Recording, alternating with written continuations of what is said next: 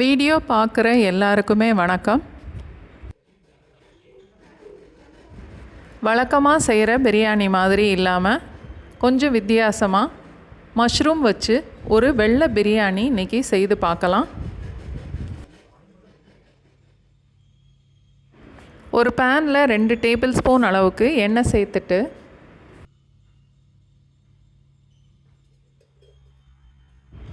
Medium சைஸில் 2 வெங்காயம் நல்ல பெரிய துண்டாகவே வெட்டி எடுத்துக்கலாம். 5 இல்லை 6 பச்சை மிளகாய், 2 டீஸ்பூன் சோம்பு. ஃபஸ்ட்டு சோம்பு சேர்த்து கொஞ்சம் வறுத்துட்டு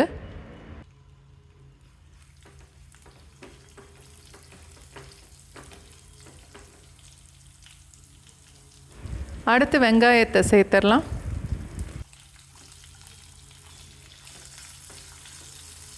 பச்சை மிளகாய் முழுசாக எண்ணெயில் போட்டால் வெடிக்கும். அதனால் கையில் 2ஆக உடச்சி போடலாம், இல்லை லேசாக கீறிட்டு கூட போட்டுக்கலாம்.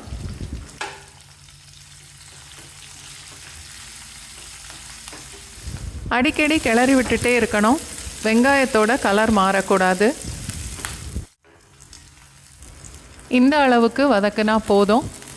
ஒரு தட்டில் கொட்டி ஆற வச்சுட்டு மிக்சியில் நல்லா நைஸாக அரைச்சி எடுத்துக்கணும்.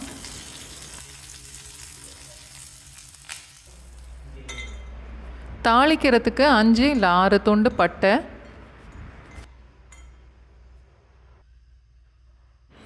ஏலக்காய் கிராம்பு 2, 7 இல்லை 8 எடுத்தால் போதும். ஸ்டார் அனைஸ் 1, ஜாவித்திரி ஒரு சின்ன துண்டு, 3 இல்லை 4 பிரியாணி இலை, 3 இல்லை 4 டேபிள் ஸ்பூன் அளவுக்கு ஏதாவது ஒரு எண்ணெய். பிரியாணி தாளிக்கும் போது எண்ணெயில் தாளித்தாதான் பிரியாணி ஆறுனா கூட கையில் ஒட்டாது.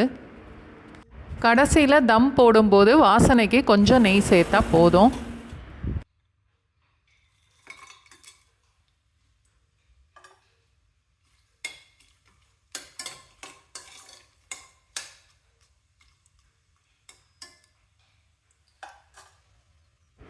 பொடிசாக வெட்டின வெங்காயம் 2 கப் அளவுக்கு, 4 இல்லை 5 பச்சை மிளகாய் லேசாக கீறணும்.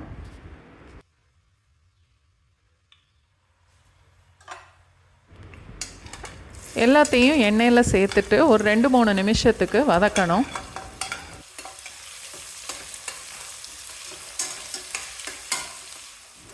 கொஞ்சமாக உப்பு சேர்த்து வதக்கலாம்.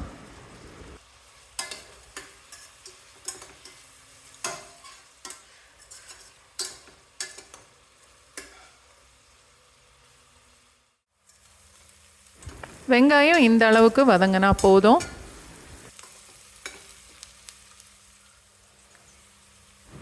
மூணு டேபிள் ஸ்பூன் அளவுக்கு இஞ்சி பூண்டு பேஸ்ட்,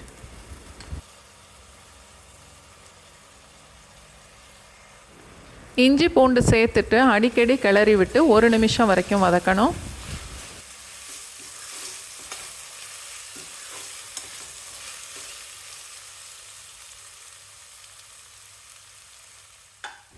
பொடிசாக வெட்டின புதினா இலை 1 கப் அளவுக்கு, கொத்தமல்லி இலை 1/2 கப் அளவு இருந்தால் போதும்.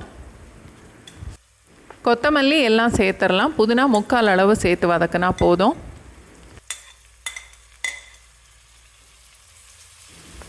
புதினா மல்லி சேர்த்து அடிக்கடி கிளறி விட்டு 1 நிமிஷம் வதக்கினதுக்கப்புறம் அரைச்சி வச்ச மசாலாவையும் சேர்த்து வதக்கணும்.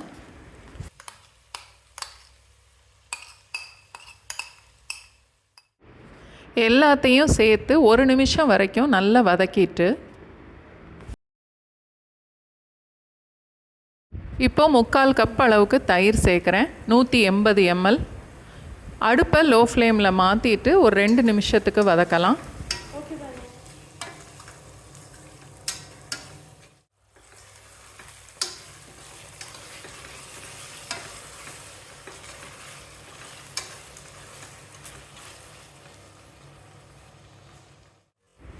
நானூறு கிராம் அளவுக்கு மஷ்ரூம் நல்லா கழுவிட்டு பெரிய துண்டாகவே வெட்டி எடுத்திருக்கேன்.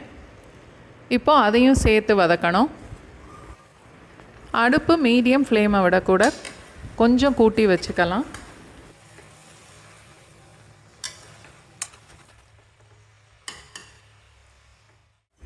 அடிக்கடி கிளறி விட்டுட்டே இருக்கணும், இல்லாட்டி அடி பிடிக்கும்.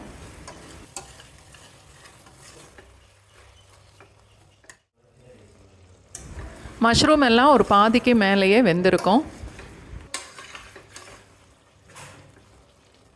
3 கப் அளவுக்கு தண்ணி சேர்க்குறேன். 720 ml.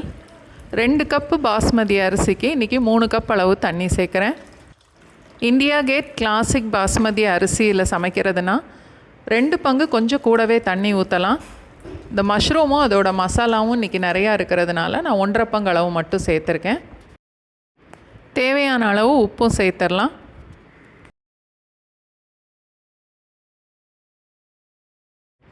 நல்லா கலந்துட்டு தண்ணியை கொதிக்க விடலாம்.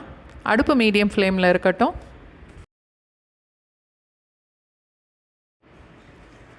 தண்ணி கொதித்ததுக்கப்புறம் நான் 2 கப் அளவுக்கு இந்தியா கேட் கிளாசிக் பாஸ்மதி அரிசி எடுத்து கழுவிட்டு 30 நிமிஷம் ஊற வச்சுருக்கேன்.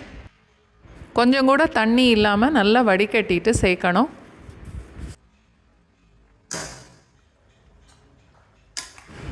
அடுப்பு மீடியம் ஃப்ளேமில் வச்சுட்டு வேக விடலாம்.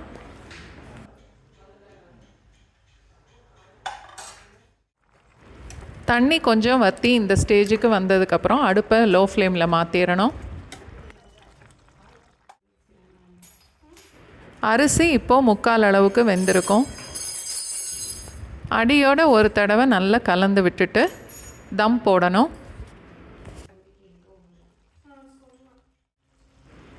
தம் போடும்போது புதினா இலையும் சேர்த்துட்டு 3-4 டேபிள் ஸ்பூன் அளவுக்கு முந்திரி பருப்பு நெய்யில் வறுத்து வச்சுருக்கேன், அதையும் இப்போ சேர்த்துடலாம். முந்திரி பருப்பு வெங்காயம் வதக்கும் போது கூட சேர்த்து வதக்கலாம். நான் நல்லா கிறிஸ்பியாக வேணுங்கிறதுனால கடைசியில் சேர்த்துருக்கேன்.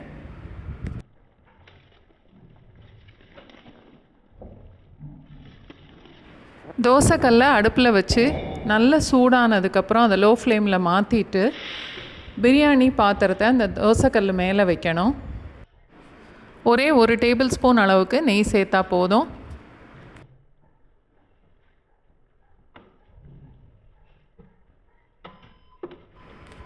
குக்கரை மூடி 10 நிமிஷம் அந்த தோசைக்கல் மேலேயே வச்சிடலாம். அடுப்பு லோ ஃப்ளேம்லேயே இருக்கட்டும். நல்ல டேஸ்டான மஷ்ரூம் ஒயிட் பிரியாணி ரெடி ஆயிருச்சு. கண்டிப்பாக ட்ரை பண்ணி பாருங்கள், ரொம்ப நல்லாயிருக்கும் இந்த பிரியாணி.